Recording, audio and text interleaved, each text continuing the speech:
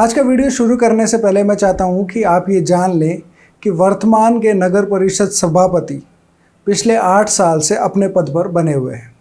वर्तमान के नगर परिषद कमिश्नर को 5 साल से ज़्यादा इस पद पर हो चुके हैं। वर्तमान के सीकर विधायक का ये 5वां कार्यकाल है और वो यहीं के रहने वाले हैं, तो उन्हें शहर की स्थितियों का, समस्याओं का बहुत बेहतर तरीके से मालूम है। वर्तमान जिला कलेक्टर का ये 3रा बरसात का सीज़न है। इसका मतलब कि इनमें से किसी भी व्यक्ति के पास ये जानकारी है कि इस शहर में बरसात के समय किस तरीके की परेशानियां होती है, किन परेशानियों से ये शहर गुजरता है और कितनी भयावह स्थिति हो सकती है। इन सब बातों का अंदाज़ा इन सभी लोगों को बहुत अच्छे तरीके से है। नमस्कार, मेरा नाम है दिनेश और आप देख रहे हैं सीकर संदेश। नवलगढ़ रोड के जल भराव की समस्या कोई नई नहीं है और ना ही जिम्मेदार लोग नए हैं, सब पुराने हैं। एक तरफ जहां नवलगढ़ रोड के बाशिंदे लगातार इस समस्या से परेशान होते आए हैं, दूसरी तरफ वहीं जिम्मेदार लोग लगातार अपनी जिम्मेदारियों से भागते नजर आते हैं। अधिकारी एक से दूसरे पर टालम टोल करते नजर आते हैं, तो वहीं जनप्रतिनिधि कहीं पीछे बैठकर बस तमाशा देख रहे होते हैं। परेशान होने को तो जनता है ही। पिछले कई दिनों से चल रहे घटनाक्रम के बाद आज भारतीय जनता पार्टी के पार्षद दल ने नवलगढ़ रोड के जल भराव की समस्या को लेकर पिछले दिनों हुई वार्ता के बाद और मिले आश्वासन के 20 दिन बाद नवलगढ़ रोड के पास ही उन्होंने एक सद्बुद्धि यज्ञ रखा, ताकि जिम्मेदार अधिकारियों को, जनप्रतिनिधियों को सद्बुद्धि आए और वो इस समस्या का समाधान करने की दिशा में काम करें।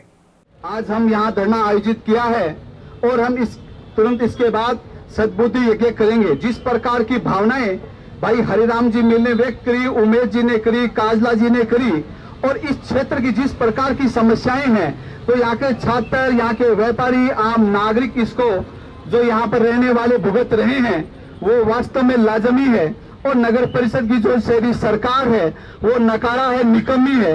इसको लेकर भारतीय जनता पार्टी विपक्ष के नाते मैं आपको इतना ही विश्वास दिलाना चाहूंगा कि आपकी पीड़ा से हम भली भांति वाकिफ हैं।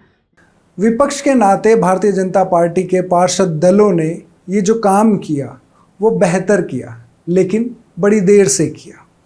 आइए चलते हैं, देखते हैं इस पूरे धरना प्रदर्शन का घटनाक्रम। और यहाँ पर बहुत सारे अलग अलग वक्ता आए, उन्होंने अपनी बातों को रखा, उनकी बातें भी ज़रा आप सुनिए और उसके बाद में हम आपको सुनाएंगे उस व्यक्ति की बात जिसने 20 दिन पहले नवलगढ़ रोड के जल भराव की समस्या की गंभीरता सबके सामने रखी। इन दिग्गजों का इलाका और इस इतनी बड़ी पीड़ा में और समाधान नहीं। आज सीकर का नाम पूरे देश और राजस्थान में एजुकेशन हब के नाम से जाना जाता है और प्रसिद्ध भी है, पर इस नवलगढ़ के रोड के पानी ने भी नहीं पहचान दी है पूरे देश में। बाहर से फोन आते हैं कि ऐसी कौन सी जगह आ गई सीकर में कि नाव चलने की स्थिति आ रही, ऐसी क्या स्थिति है, सीकर में बाढ़ आ गई। ये संकट अनुत्तरित है, इसका जवाब नहीं मिल रहा, हमें समझ नहीं आ रहा क्या बात है। करोड़ों रुपए का बजट, केंद्र में 160 करोड़ रुपए नगर परिषद को दिए थे अमृत योजना में, और फिर समाधान क्यों नहीं? पर समाधान होते हैं। मैं नहीं कहता कि राजनीतिक दलों के पीछे से होते हैं, अपना जज्बा भी काम होता है जनता का भी। किसी राजनेता की जरूरत नहीं जनता को। जनता सड़क पर खड़ी हो तो फैसले सरकार को वहां मौके पर आकर करने पड़ते हैं। कि इसको लेकर आज से 3 साल पहले भी मैंने जाट बाजार से लेकर कलेक्ट्रेट तक एक बड़ी रैली का आयोजन किया था। उमेश जी, यहाँ के सारे नागरिक उस टाइम भी मेरे साथ थे और आज भी बड़ी संख्या के अंदर आए हैं। इसके बाद हमने अनगिनत ज्ञापन के माध्यम से शहरी सरकार को इस बात से अवगत करवाने का काम किया। जब बोर्ड की मीटिंग होती है तो बड़ी प्रखरता के साथ इस मुद्दे को मैं लगातार उठाता रहता हूं, लेकिन जो शहरी सरकार है एक प्रकार से आंख बंद करके बैठी है। इस सीजन को लेकर भी जिस प्रकार से यह समस्या ने विकराल रूप धारण किया है, आज हम देखते हैं यहाँ पर कोई बहन स्कूटी से जाती है तो अचानक नाले में गिर जाती है, कोई साधन जाता है तो वो यहाँ पर बंद हो जाता है। इसको लेकर हमने जनवरी के अंदर नगर परिषद के कमिश्नर को हमने ज्ञापन दिया। हमने कहा कि जून जुलाई का महीना सामने है, आप इस समस्या का समाधान क्यों नहीं कर रहे? जब आप शहर के अंदर बड़े बड़े होर्डिंग्स लगा रहे हो, वही लूट रहे हो, तो इसका समाधान आप कब करोगे? जून जुलाई का महीना हमारे सामने है। तो उन्होंने अगले दिन जो इस समस्या को लेकर एक औपचारिक बैठक करी, उसका समाधान नहीं हुआ। फिर हमने 30 मई को एक ज्ञापन दिया, हमने दोबारा रिमाइंडर करवाया और आज से 22 दिन पहले हमने फिर इस मामले में बात करी कि आप कर क्या रहे हो। हमारे ज्ञापन देने का सिलसिला चलता रहा। हमने दोबारा बात करी उसी दिन शाम को, जब भाई हरिराम जी मील ने अपनी जान हथेली पर रखकर टावर पर चढ़ने का काम किया। वो कोई आसान काम नहीं था, लेकिन समस्या गंभीर है, इसलिए वो चढ़े। आज इस प्रकार की वो भावनाएं व्यक्त कर रहे हैं, उनकी पीड़ा व्यक्त हो रही है। हमने तुरंत उस समय बात किया। आदरणीय हरिराम जी रणवा भी उस टाइम पर मौजूद थे। इस वार्ड के जो पार्षद विजयपाल जी है वो भी मौजूद थे। तहसीलदार ने, आयुक्त ने, एसडीएम ने हमें विश्वास दिलाया कि 20 दिन में हम इस काम को शुरू कर देंगे, लेकिन वो 20 दिन पूरा हो जाने के बावजूद ये काम शुरू नहीं हुआ। इसलिए आज इस आंदोलन को हम एक नई ऊंचाई की तरफ ले जाते हुए एक नया आगाज हम कर रहे हैं कि हमने सदन में लाख बात उठाई होगी, लेकिन सड़क भी भारतीय जनता पार्टी के, चाहे नेता हो, कार्यकर्ता हो, पार्षद हो, हम सब मिलकर इस लड़ाई को लड़ेंगे। किसी एक की जिम्मेदार नहीं, जिम्मेदार इस रोड के जो नेता है वो भी हमारे साथ खेल और धोखा करने का काम कर रहे हैं। वो ट्विटर, सोशल मीडिया पर डाल रहे हैं, बल्कि उनकी जिम्मेदारी बनती है, उनको सरकार में ओहदे पर बिठाया है, लेकिन वो भी काम नहीं कर रहे हैं। मैं आपसे एक प्रश्न पूछती हूँ, यहाँ वो लोग एक बार हाथ उठाएं जो लोग इस रेलवे लाइन के इधर रहते हैं, यानी जो नवलगढ़ रोड पर रहने वाले लोग हैं, वो एक बार हाथ उठाएंगे।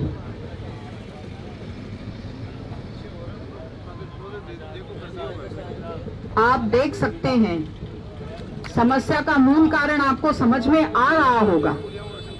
ये संख्या कितनी कम है, इतनी बड़ी समस्या और यहाँ उपस्थित लोगों की संख्या इतनी कम, फिर समस्या का समाधान कैसे होगा? 2011 में जब मैं महिला मोर्चा जिलाध्यक्ष थी, यहाँ बहुत ज्यादा पानी भरा था, लोगों के घरों में पानी ने प्रवेश किया, बहुत से लोगों की जो पुइयां थी गटर की वो धंस गई थी, लोगों का अनाज रखा हुआ था वो अनाज खराब हो गया था। यहाँ सड़क हमने रोकी थी, महिलाएं बड़ी संख्या में थी, लोगों ने टायर भी जलाए, एक बस के खिलाफ भी अपना गुस्सा उतारा। महिलाएं थी, एक संगीता जी थी, एसडीएम यहाँ आए, कॉलर पकड़ी उनकी, एफआईआर दर्ज हुई, मेरा भी उसमें अखबार में नाम छपा। इन्होंने टायर जलाए और पत्थर फेंके। मैं कलेक्टर साहब के पास गई, मैंने कहा ये और महिलाओं का नाम तो काट दो और आप तो यही घोषित कर दो कि मैंने टायर जलाया और मैंने पत्थर फेंके। क्या आपको ऐसा लगता है? सिर्फ डराने का काम। 11 साल हो गए उस बात को, लेकिन आंदोलन तभी जोर पकड़ता है जब उस आंदोलन के पीड़ित लोग तो आकर के कहें कि हम पीड़ित हैं। कम से कम पीड़ित लोग तो आकर कहें कि आंदोलन तब उठेगा जब यहाँ के बाशिंदे जो हैं वो आवाज उठाएंगे। आदत हो गई है इस पानी को सहने की, बस वही क्रम है हमेशा का। जैसे ही बादल होते हैं, फोटोग्राफर बंधु आते हैं, पुलिया के ऊपर खड़े होकर फोटो खींचते हैं, अखबार में छापते हैं, 3 दिन चर्चा होती है। ये क्रम चलेगा। 11 साल तो मुझे हो गए, 11 साल पहले मुझ पर एफआईआर दर्ज हुई थी, 11 हो गए हैं, 11 और हो जाएंगे, 21 हो जाएंगे, 50 हो जाएंगे अगर आप लोग नहीं बोलेंगे तो। ओम विघ्नार्थे स्वाहा, ओम विघ्नार्थे स्वाहा, ओम विघ्नार्थे स्वाहा, ओम विघ्नकर्ते स्वाहा, ओम विघ्नकर्ते स्वाहा, ओम विघ्नकर्ते स्वाहा, ओम विघ्नकर्ते स्वाहा। अब आप मोबाइल टावर पर चढ़ने वाले इस युवक की बात भी सुने कि वो इस समस्या से कितना दुखी है, कितना अवसाद में है, और उसके बावजूद भी इस तरह के कितने ही लोग हैं जिनकी परेशानियों का अंदाज़ा अभी तक जिम्मेदार अधिकारी नहीं लगा पाए हैं, और ना ही वो उनकी समस्याओं के समाधान करने की दिशा में कोई गंभीर कदम अभी तक उठा पाए हैं। 30 अगस्त 2012 के अखबार के पैन पृष्ठ को देखना, राजस्थान पत्रिका और दैनिक भास्कर को। उस दिन हरिराम मील 4 दिन जेल गया था इस नवलगढ़ रोड के पानी के लिए 2012 के अंदर, और 16 जुलाई 2022 को मैं उस टायर पर चढ़ा था केवल पानी की समस्या के लिए। मैं नवलगढ़ रोड वासियों के लिए, मेरी रामनगर सेवा समिति के लिए और नवलगढ़ रोड के व्यापारियों के लिए अगर कलेजा भी काट के दे दूं तो जरूरत नहीं है कि मुझे चाहिए वो कलेजा। मैं कहता हूं वो करता हूं, और जो मैं करता हूं वो मैं कहता हूं, और मैं वादा करता हूं अगर कोई माई का लाल उमेश भाई ने कहा है मैं बैठता हूं यहाँ पे अनशन के अंदर, आना सब मेरे साथ, कोई धोखा मत देना। और मैं अगर नहीं काम करेंगे तो 5 लीटर पेट्रोल, पत्रकार महोदय से अभी भी निवेदन कर रहा हूं और चेतावनी दे रहा हूं प्रशासन को कि जिस तरह टावर पे चढ़ा था, जिस तरह 30 अगस्त 2012 को जेल में गया था, तो मैं अब वादा करता हूं कि मैं अपने ऊपर पेट्रोल डाल के आत्महत्या करूंगा, खेलना प्रशासन से। और मुझे मेरे परिवार को कोई सहानुभूति नहीं चाहिए, कोई नौकरी नहीं चाहिए। जाहिर है आपने हरिराम की बात तो सुनी ही होगी, लेकिन साथ में आपने ये भी देखा होगा कि किस तरीके से हरिराम के आत्मदाह करने की बात पर सभी लोग तालियां बजा रहे हैं, क्योंकि धरना प्रदर्शन करने के काफ़ी तंग एक्सपीरियंस के चलते इन लोगों को ये नहीं पता है कि इस तरह की बातों पर तालियां नहीं शेम शेम कहते हैं।